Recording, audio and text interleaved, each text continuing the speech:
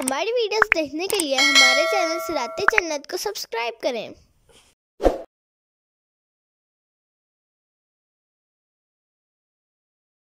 فذرني ومن يكذب بهذا الحديث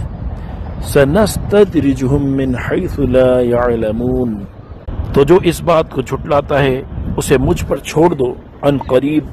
ہم انہیں آہستہ آہستہ وہاں سے لے جائیں گے جہاں سے انہیں خبر بھی نہ ہوگی۔ تفسیر صراط الجنان، اس سے پہلی آیت میں اللہ تعالیٰ نے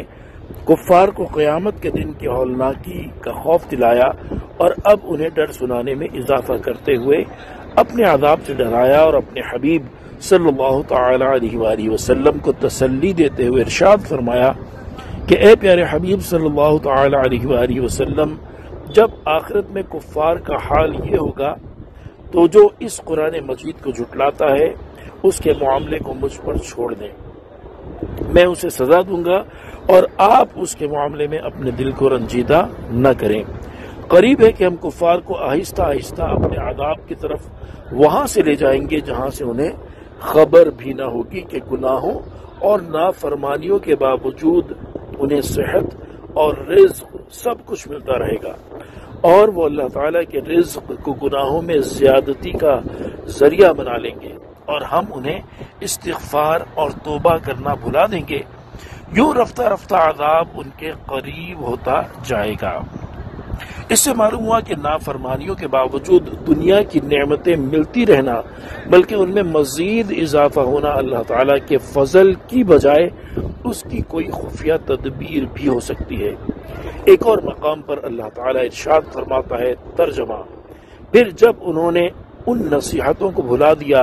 جو انہیں کی گئی تھیں تو ہم نے ان پر ہر چیز کے دروازے کھول دیے، یہاں تک کہ جب وہ اس پر خوش ہو گئے جو انہیں دی گئی تو ہم نے اچانک انہیں پکڑ لیا، بس اب وہ مایوس ہیں۔ اور حضرت عقبہ بن عامر رضی اللہ تعالی عنہ سے روایت ہے، حضور اقدس صلی اللہ تعالی علیہ وآلہ وسلم نے ارشاد فرمایا، جب تم یہ دیکھو کہ بندے کے گناہوں پر قائم ہونے کے باوجود اللہ تعالیٰ اسے اس کی پسند کی دنیاوی نعمتیں عطا کر رہا ہے تو جان لو کہ یہ اس کے حق میں اللہ تعالیٰ کی طرف سے استدراج یعنی خفیہ تدبیر ہے۔ لہذا ہر مسلمان کو چاہیے کہ اسے جب بھی کوئی نعمت ملے تو اس پر اللہ تعالیٰ کا شکر ادا کرے، اور اگر اس سے کوئی گناہ سرزد ہو جائے تو توبہ و استغفار کرنے میں دیر نہ کرے۔ صلو علی الحبیب صلی اللہ تعالی علی محمد صلی اللہ تعالی علیہ وآلہ وسلم۔